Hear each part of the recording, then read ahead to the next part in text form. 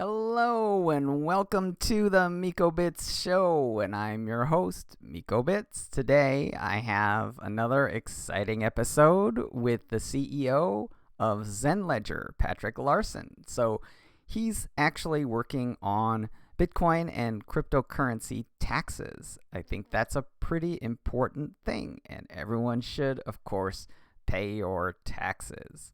So this video is opinion and for information and entertainment purposes only. It's not intended to be investment advice. Seek a duly licensed professional for investment advice. Before we start, if you're interested in Bitcoin and blockchain, please consider clicking that subscribe button and also click the bell so you can get notifications about future videos that I might post. Thank you. Okay, without further ado, let me introduce Patrick Larsen, CEO of ZenLedger. How are you doing? I'm well. Thanks for having me, Miko. Excellent. It's great to have you here. So, first of all, would love you to just briefly introduce ZenLedger. What is ZenLedger? Sure. We help cryptocurrency investors and tax professionals with their tax forms and capital gains for their cryptocurrency investments. So it's very tough if you have multiple exchanges, multiple wallets, and thousands of transactions, some kind of based in the United States, some based on exchanges around the world. So we'll bring all that together for you and quickly produce a full audit trail, tax loss harvesting report, show you your portfolio, but then also just arrange all your transactions for you, and then you can do your own, tax analysis, and then we'll produce your forms for you, and you'll just kind of be in and out, and that'll be one less thing for you to worry about.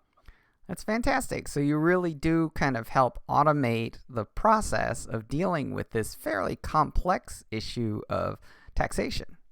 Yeah, so we kind of have the gamut of users from the very casual on one or two exchanges, do a couple trades, but has other assets, your 401k, your house, your income, and you just want your forms done.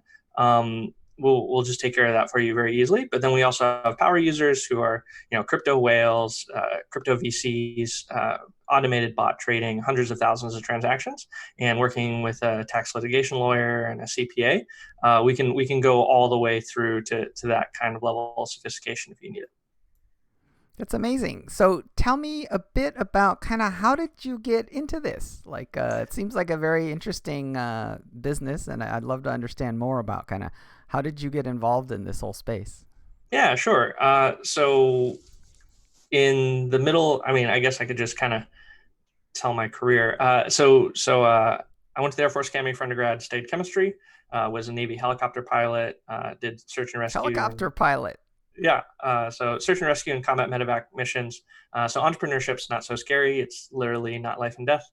Then after the Navy, I got my MBA with a lot of finance and accounting. I was an M&A iBanker, and then got into tech 8 years or so ago, and then ran a business unit at Amazon, moved out to Seattle in 2015, and have been in a couple startups. And in the middle of 2017, it kind of felt like I'd learned enough that I was ready to take a shot at being a VC-backed CEO. And so I knew I wanted to get back on the cutting edge of tech rather than being in e-commerce. And I'd been following cryptocurrency for a while. And I just kind of started looking for business ideas. And one of the kind of picks and shovels infrastructure ideas that came along was taxes and cryptocurrency, because it was so difficult in 2017 with ICOs and cost basis. And the IRS was currently suing Coinbase in 2017 and subsequently won that lawsuit. And so it was an idea that I could fully conceptualize. I understood taxes enough.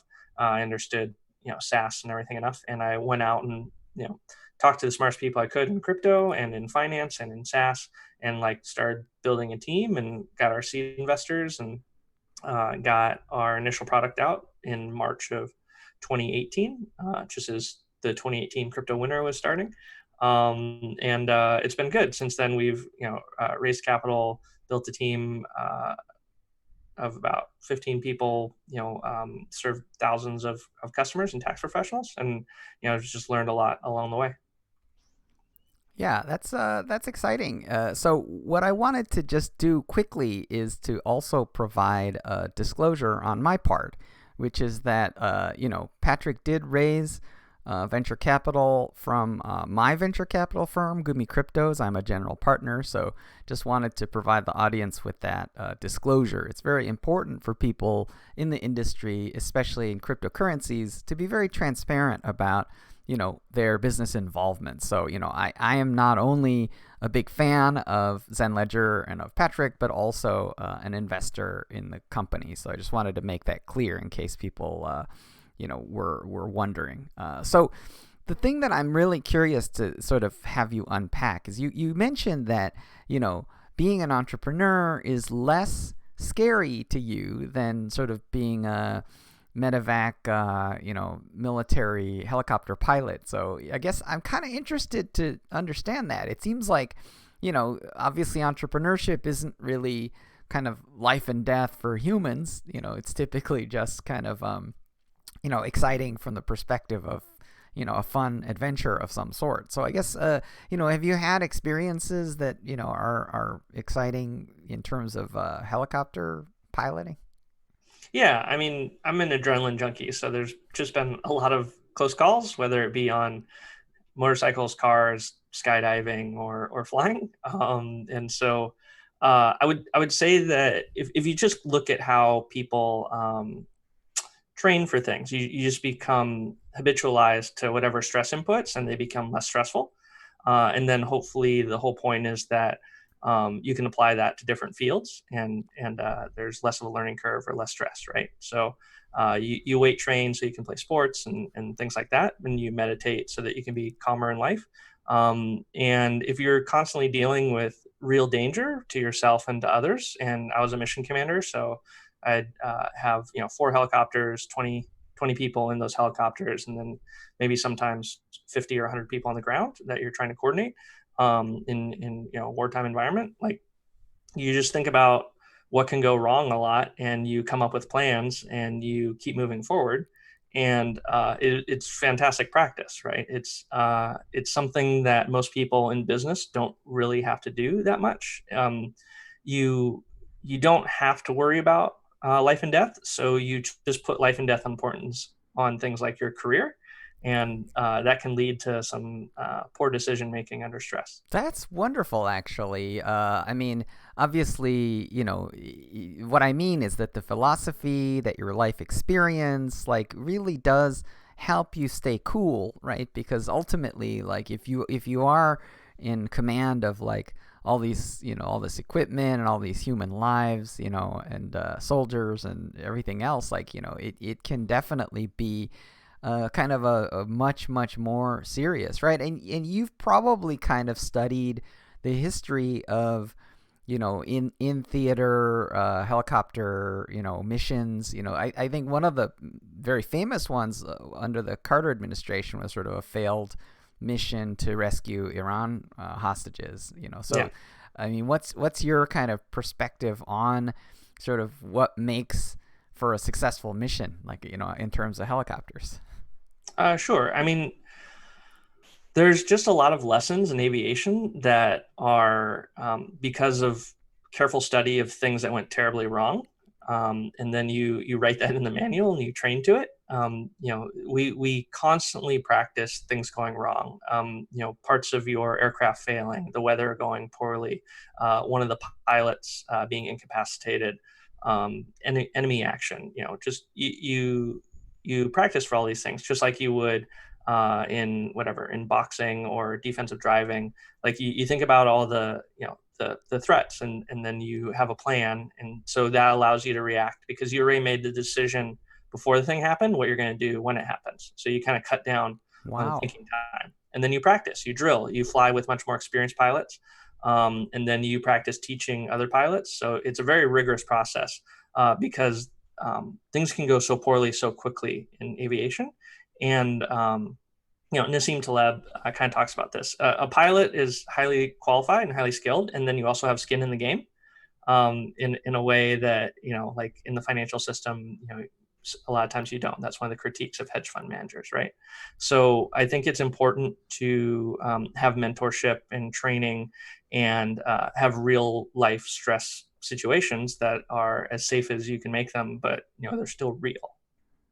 No, it's great. And I do think that this does have tremendous bearing on your kind of role as a executive in the, cryptocurrency industry. Because from my perspective, like people should be able to trust you, and they should be able to trust you with, financial information at the very least, if not, actual finances. So, I think that's a very important principle.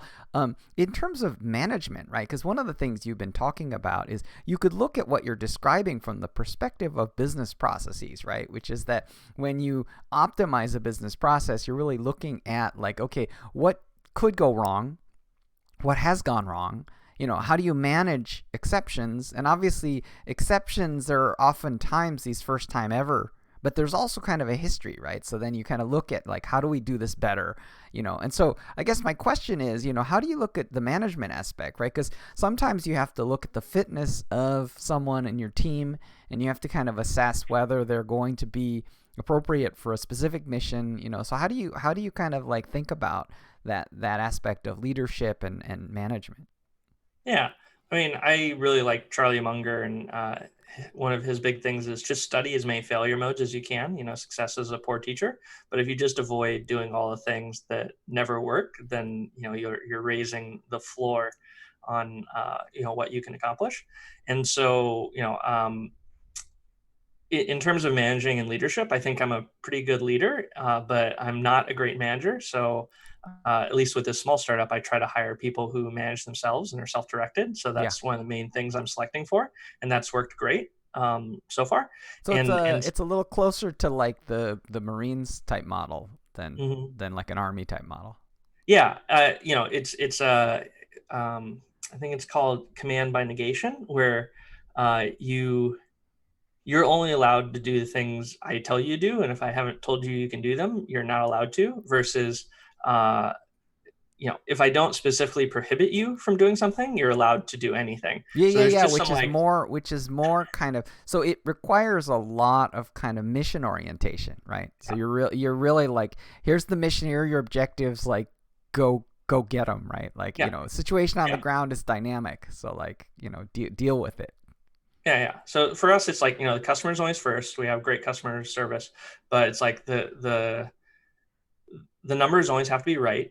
Yeah. And that's like number one thing. And then we always have to help the customer out. That's like number two. Yep. And we just always have to have high integrity and honesty and just be as helpful as possible. And outside of that, like do what you think is right, and come up with a solution on the spot, and then we'll just talk about it. And if it's good, then we keep doing that. And if there's some better way to do it, then we just put that as the first option the next time it comes up. Well, it's great to hear, right? Because the thing about dealing with people's taxes, it's obviously not kind of life or death the way that a combat mission is in a helicopter, but like, the thing about taxes though is that you can't actually be too lackadaisical about it. Obviously, if you put in the wrong numbers, then there are consequences, right? And they're potentially very significant and dramatic consequences to your customers. So, I do think that kind of like having those very strong values and having that kind of corporate culture, I think will definitely drive success. So one of the kind of folks that you mentioned as an inspiration is Charlie Munger, and obviously his partner is very important as well, Warren Buffett and Berkshire Hathaway. So it's quite an amazing, esteemed organization. Both of those leaders are actually in their 90s, which is kind of a fascinating thing to study. But I guess to me, it kind of swings the conversation a little bit towards this kind of macro environment, especially around cryptocurrencies, right? Because obviously Warren Buffett has referred to Bitcoin as rat poison. So, he's not particularly a fan of this. So how do you read this kind of like macro environment, and how do you see kind of the future of cryptocurrencies, given what's happening in this macro economy? Yeah, I mean, I think the genie's out of the bottle. Warren Buffett will label a couple of things that he's negative against like derivatives or something as well, right? But he's extremely sophisticated, and I think his thoughts on cryptocurrency are a little more nuanced. But I don't know what they are. But in general, I would say cryptocurrency is incredibly interesting in that it's the further digitization of financial assets. Like right now, I use very low cash in my day. I don't use it to Yeah, same. pay any of the important things in my life, right? And if I never touch cash again, I'd be fine. I don't really relish holding dollar bills and loose change. So I It's think good that's for something. your Instagram though, right? When you hold up a big stack of cash, you get on Instagram, and everyone thinks you're a player. You can, I think, fake pennies cost more than real pennies now on Amazon. That's one interesting thing. That's great. But yeah, I'd say that it's we're gonna just continue to see transaction costs go down and financial assets move around more freely. And so it's just a good bet, right? The financial structures that we have in place now were kind of invented like, I don't know, 150 to 100 to 70, 80 years ago, and they're kind of ossified, right? Um, Absolutely. The birth of modern monetary theory, Nixon's removal of the bimetallic standard, Jekyll Island Group, and the formation of the Federal Reserve Bank. Like all these institutions, they're not terribly old, actually. And, one of the quotes I read actually earlier today was actually this sort of pissing contest between Alexander Hamilton and Thomas Jefferson, right? And Jefferson was actually really pissed off about the kind of formation of this system of kind of debt, right? Which is, this was pre-Jekyll Island, but it was really that Hamiltonian economics essentially required this almost Keynesian pump, right? Which is really what we're seeing right now, right? We're seeing a Federal Reserve balance sheet of 7 trillion US dollars, right? And what Jefferson objected to is he objected to a system wherein the more debt that we're in, the more prosperous it seems that we've become, right? Which is, yeah, and so Jefferson was very much like, that is not going to end well. Whereas Alexander Hamilton, who's kind of famous right now because of his, because of Disney Plus, he was absolutely in favor. He was basically like, let's do it. Let's kind of have massive debts. So, what's yeah. your perspective on the Federal Reserve and the debt position? I mean, that's interesting that you're referencing people that were having this debate in what, the 1780s, right? Very early on. For the Yeah, time frames we're talking about with modern monetary theory, this is early. yeah. And so 240 years later, here we are, and we're conducting experiments still in the world, Yeah. right? China has two currencies. Japan went through a macro experiment from the 80s through today. You could argue that the United States and the world are going through an experiment from the 1970s through today, and kind of ramped it up from 2008 through today in the United States on what the bounds of what you can do to keep an economy together and flowing is. I do agree that money is like just a construct, right? It's just a way of us apportioning out time and expertise. If I could give a doctor seashells for their 50 years of experience to give my kids some medicine, then that's what I would do. I would go like to the ocean shore and make my seashell beads, and that would be like a representation of the time I put in. Yeah, And yeah, yap yeah, stones. it'd be fine, right? And so like I think it's important, since we're probably going into very difficult economic times again, to like kind of realize that you know we should not let anyone starve to death here. Or like For things like sure. that, right?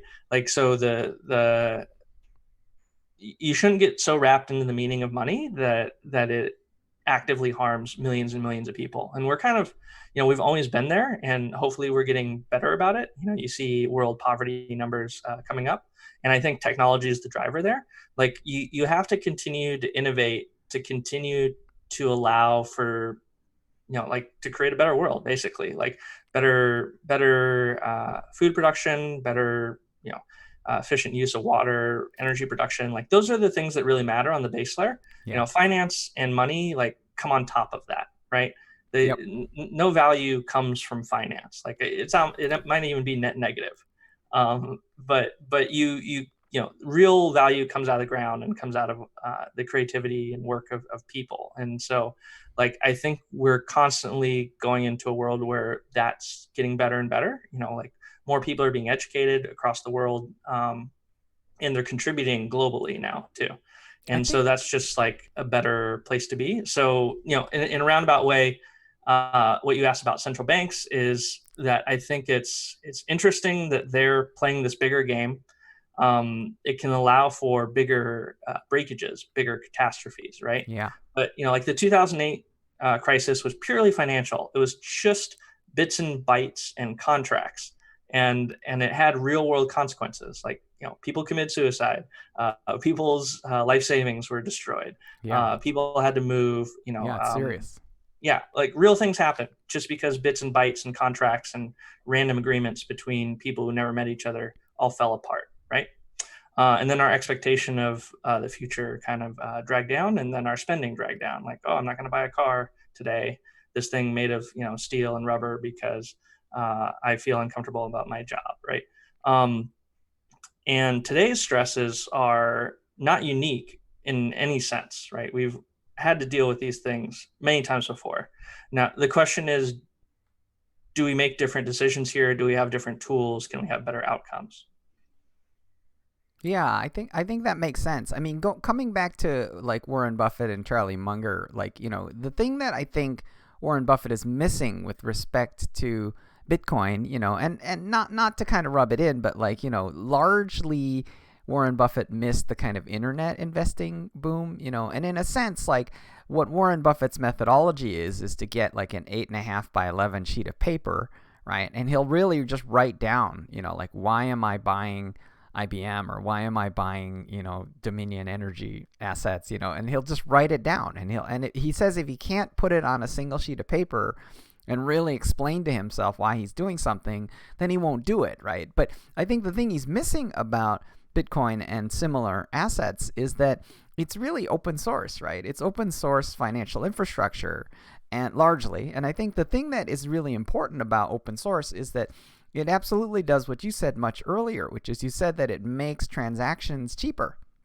right? That's the whole point, right? The whole point is free software.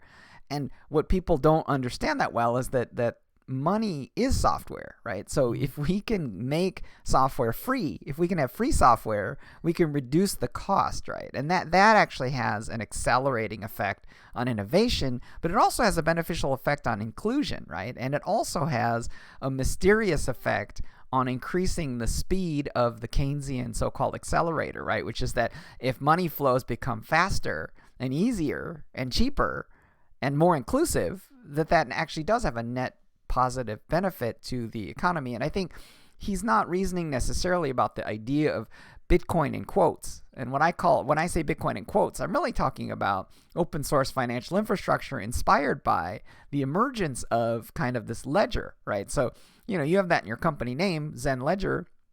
I think it's kind of a clever name to talk about kind of Bitcoin and similar assets, because the idea of there being a ledger is really kind of foundational to the idea that these assets are kind of reliably accounted for. So interested to get your comment.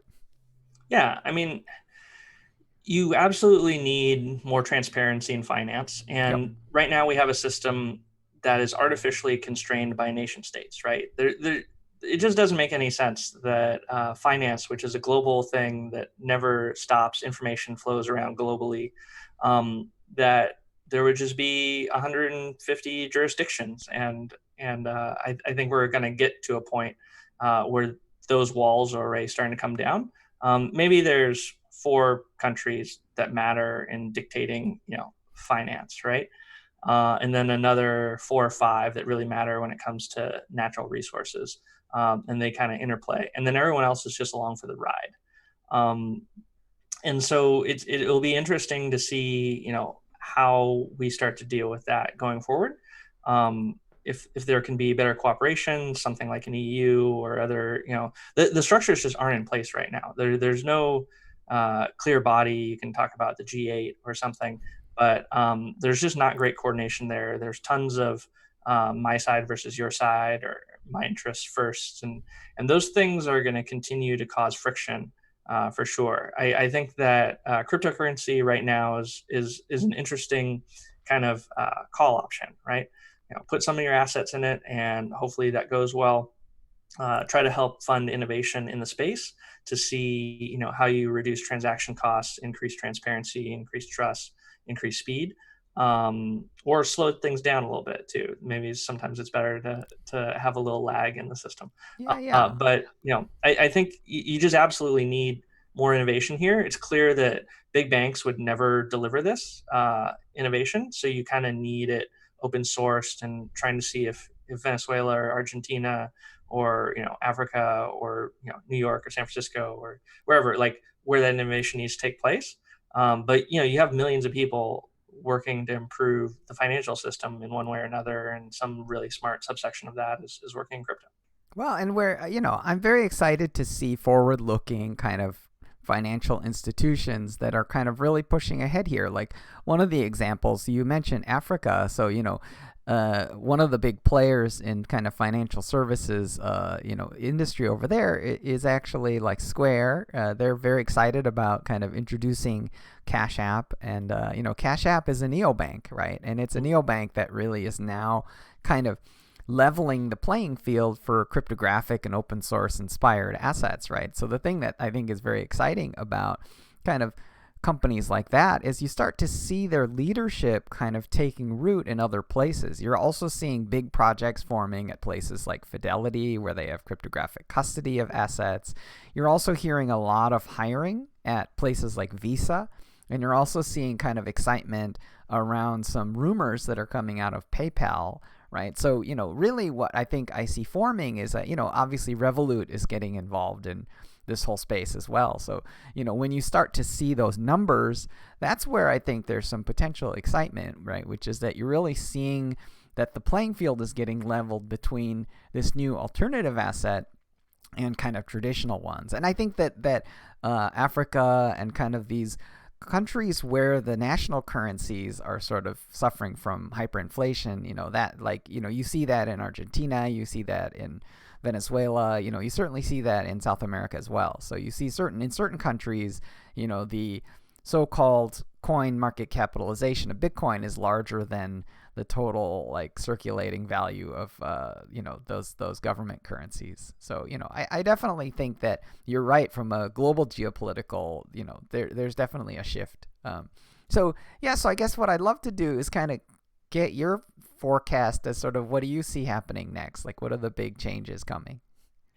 Yeah, I mean, I definitely don't have a crystal ball.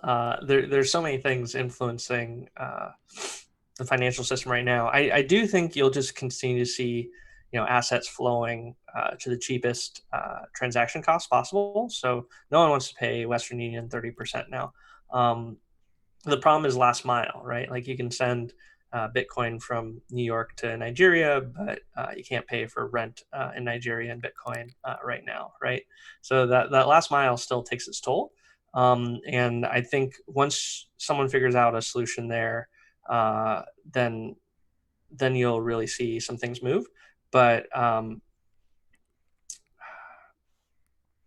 do also think there's a lot of application for um, blockchain in things like supply chain, holding on to my own personal information. Like my credit history shouldn't be maintained by people I never give consent to watch all my financial transactions to and falsely and erroneously report them left and right. Yeah. I should carry my own credit history. I should carry my own medical history. I should carry my own citizenship, passport, voting history on me, right? Those things I think can be done pretty quickly, and I think they will in smaller countries very quickly, like a Singapore and Estonia. Yep. And those are like very concrete, basic, like citizenship type things that I think you'll see on the blockchain, pretty soon. And then the financial asset innovation, like you'll see a mixture of transaction and then speculation still. And I think it's just really early. If you think about how many people had to work in the financial industry over time and like sort out these these issues. It's been 100 years, which is a short time, but a long time too, right? And cryptocurrency innovation really hasn't been going and only since 2017, Oh, it's right? brand new. Yeah, it's so early, and there's so many incumbents, right? Like the incumbents built the system so that no one could displace them. Like they wrote the laws that allow them to be monopolies, right? So you're going to have a really tough time if you can't circumvent them. Yeah, I would certainly date that all the way back to 2008 and the advent of the publishing of the Bitcoin white paper in October. Yeah, But I would say that, it relatively speaking, all of this is incredibly young. It's incredibly new. And, I do believe that does represent kind of a fundamental and foundational transformation because there never has yet been, there have been really funky experiments in kind of like extra national currencies, but like there's nothing with the current scope and size and nothing with the current technology base, and I think that's very important to understand. yeah. Yeah, I mean, when I say 2017, I just feel like the bulk of people and resources for actual innovation came in 2017. I'm Yeah, sure, for sure. yeah. Excellent. Well, good. Really appreciate you, jumping on the MikoBits show. Do you have any kind of advice for folks with regards to taxes? Other than use ZenLedger. Yeah, I mean, keep good records. You never know when you'll need them, so just have a habit of every couple months, downloading what you need. Think about how to make your transactions, intelligently, whether it be sell things that are at a loss or sell things that you've been holding for more than 1 year if you're in the United States, so you avoid short-term capital gains. And then, if you have any questions, you can always ping ZenLedger by email or chat, and we're happy to answer your questions. Yeah, one of the things that's great about the company culture that you developed as well is just that my experience of ZenLedger, I'm also a user, is that, it's a very supportive company. So when if you have any questions or comments, obviously you should rely on your own tax professionals. So you should definitely get your own financial advice. None of this is financial advice, but if you do have some kind of questions or comments, or if you need any kind of support, connecting your exchange or doing any of these kinds of activities, in support of the product, ZenLedger has been great in that respect. So, definitely think it's a great resource. And, I think the bottom line is, of course, pay your taxes. So, well, good. Yeah. Thanks for being on my show. And, hopefully we'll have you back, for another episode. Thanks, Miko. It's really fun to chat. Okay. Thanks so much.